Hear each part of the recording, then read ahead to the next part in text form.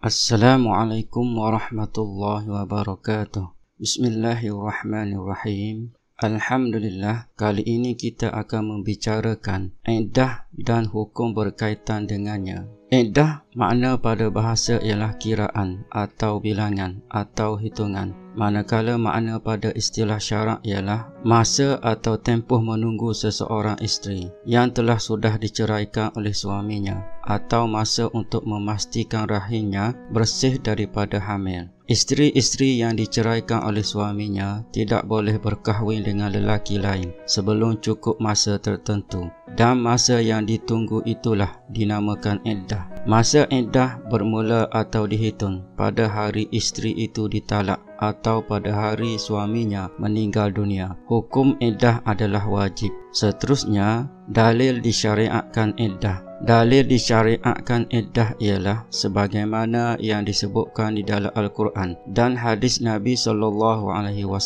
serta ijma' ulama. Di dalam Al-Quran, Allah Subhanahu wa Ta'ala telah berfirman di dalam surah Al-Baqarah ayat 228, iaitu Bismillahirrahmanirrahim. Wal mutallaqatu yatarabbasna bi anfusihinna salasata quru'. Yang bermaksud, dan isteri-isteri yang diceraikan hendaklah menahan diri mereka menunggu selama 3 kali suci.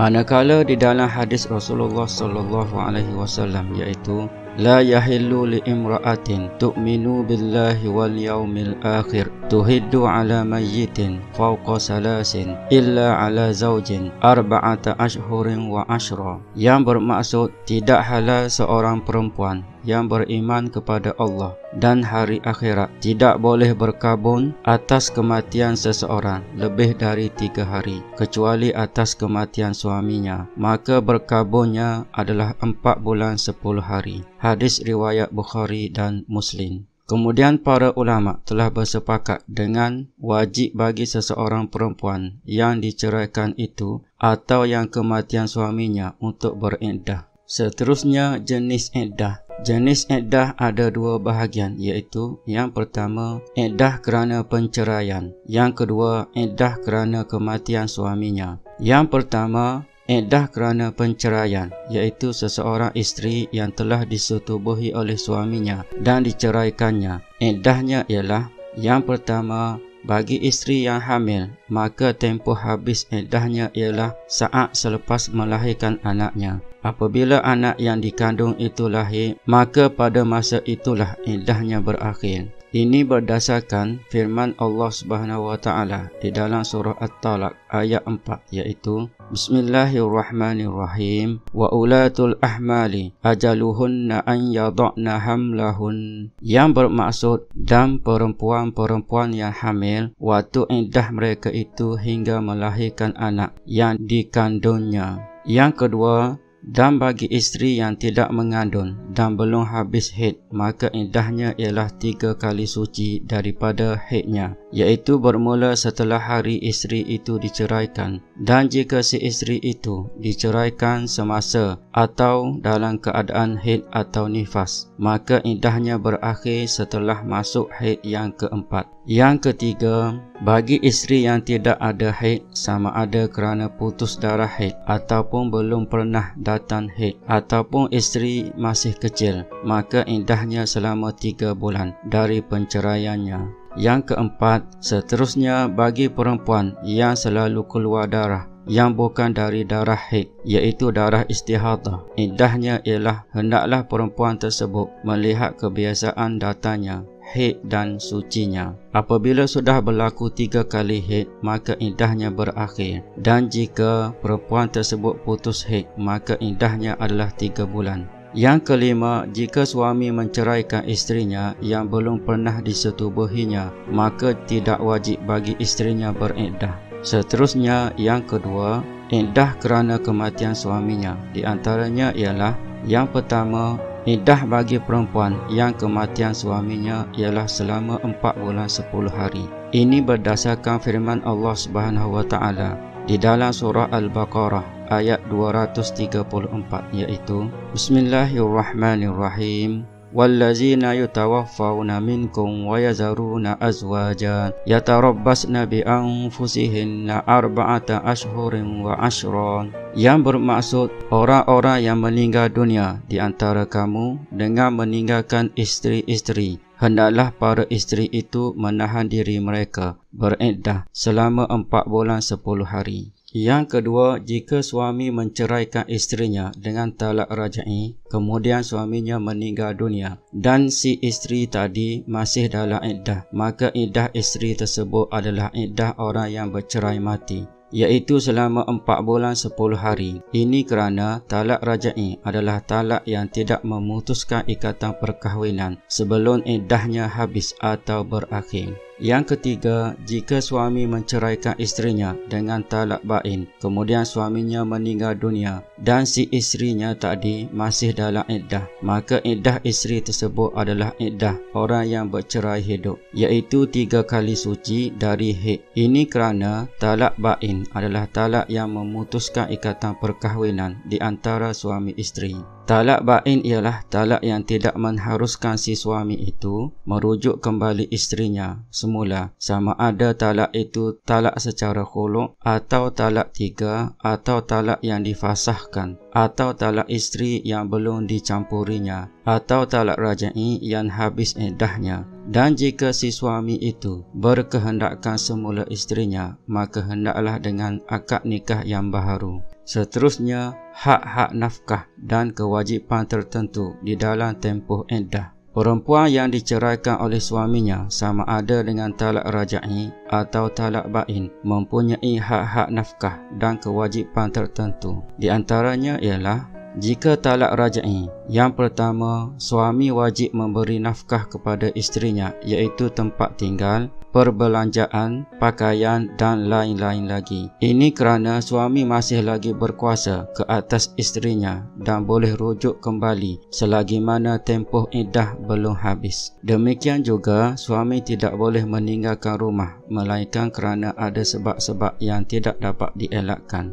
Yang kedua, isteri yang beriddah itu haram mendedahkan dirinya untuk lelaki lain atau dipinang oleh lelaki lain. Ini kerana ia masih lagi dalam kekuasaan suaminya. Ini berdasarkan hadis Rasulullah SAW, iaitu innaman nafaqatu was-sukna limmar'ati iza kana li zawjiha 'alaiha ar-raj'atu. Yang bermaksud, sesungguhnya nafkah dan tempat tinggal untuk seorang wanita apabila suaminya memiliki hak untuk kembali merujuknya. Hadis riwayat Nasa'i. Seterusnya, jika isteri itu diceraikan dengan talak bain, maka hak-hak nafkah dan kewajipan tertentu. Di antaranya ialah, yang pertama, jika isteri itu hamil, maka dia berhak mendapat tempat tinggal dan juga mendapat nafkah. Dia juga tidak boleh meninggalkan rumah kecuali ada keperluan, seperti isteri bekerja dengan majikan tertentu, atau isteri memerlukan keperluan makanan dan seumpamanya, atau isteri perlu bekerja untuk menyara kehidupannya yang tidak ada seseorang yang dapat melakukan bagi pihaknya. Maka dalam hal keadaan tersebut, tidak haram bagi isteri untuk keluar rumahnya. Yang kedua, jika isteri itu tidak hamil, maka ia tidak berhak menerima nafkah dan dia hanya wajib diberikan tempat tinggal, serta dia tidak boleh keluar rumah selagi mana tempoh iddah belum habis. Ini berdasarkan dari hadis Rasulullah SAW ketika mana Fatimah binti Qais diceraikan oleh suaminya dengan talak bain, iaitu la nafaqata laki illa an takuni hamilan, yang bermaksud kamu tidak mendapat nafkah kecuali jika kamu sedang hamil. Hadis riwayat Abu Daud. Selanjutnya, di antara perkara yang perlu dilakukan apabila seseorang perempuan yang beriddah kerana kematian suaminya, di antaranya ialah, yang pertama, hendaklah dia berkabun atas kematian suaminya, iaitu tidak berhias atau memakai bau-bauan. Selain itu, tidak boleh bersolek, bercelak, memakai barangan kemas, sama ada daripada emas dan perak, dan seumpamanya. Jika dia melakukan hal tersebut, maka hukumnya adalah berdosa. Yang kedua, hendaklah menetap di rumah yang didudukinya dan haram haram keluar rumah tersebut melainkan ada keperluan yang tidak dapat dielakkan. Seterusnya, hukum iddah dan persoalannya. Yang pertama, jika seorang suami telah menceraikan isterinya ketika isterinya masih dalam haid, kemudian haidnya berhenti, iaitu tidak datang haid seperti kebiasaannya dan tidak tahu apakah sebab haidnya berhenti. Persoalannya, apakah iddahnya 3 bulan atau 3 kali suci? Iddahnya adalah selama 9 bulan, iaitu bagi memastikan rahimnya bersih dari kandungan. Kerana pada kebiasaan tempoh kehamilan seseorang perempuan itu selama 9 bulan. Kemudian selepas itu, bolehlah seorang itu beriddah dengan iddah orang yang putus haid, iaitu 3 bulan. Maka kesemuanya adalah 12 bulan. Ini adalah mengikut apa yang dilakukan oleh Saidina Umar dan tidak ada seorang pun para sahabat membantahnya. Yang kedua, wajib beriddah bagi seseorang perempuan yang melakukan hubungan kelamin dengan sebab syubhah, samar atau keliru. Ini kerana hubungan kelamin tersebut sama dengan pasangan yang berhubungan kelamin dengan sebab perkahwinan. Yang ketiga, apabila berlaku hubungan kelamin secara tidak sah iaitu zina, maka tidak wajib seseorang perempuan itu beriddah. Ini adalah pendapat Imam Syafi'i dan Imam Hanafi, dan ia diambil daripada Rasulullah sallallahu alaihi wasallam, Sayyidina Abu Bakar dan Sayyidina Umar. Manakala Imam Ahmad mewajibkan iddah selama 3 kali suci atau sekurang-kurangnya 1 kali suci bagi membersihkan rahimnya dari kandungan. Yang keempat, seorang perempuan yang mandul atau telah putus haid, mereka juga masih dikenakan iddah. Iddah mereka itu hanya sebagai ta'abudi, iaitu peribadatan kepada Allah Subhanahu wa taala dan menunjukkan kepatuhan mereka kepada perintah Allah Subhanahu wa taala. Yang kelima, perempuan yang hamil yang kematian suaminya ketika masih dalam iddah tidak berhak mendapat nafkah dan tidak berhak mendapat tempat tinggal kerana hubungan suami isteri telah terputus disebabkan kematian suaminya. Walaupun demikian, seorang isteri itu berhak mewarisi harta pusaka peninggalan suaminya. Begitu juga anak yang dilahirkan itu berhak mewarisi harta pusaka peninggalan ayahnya.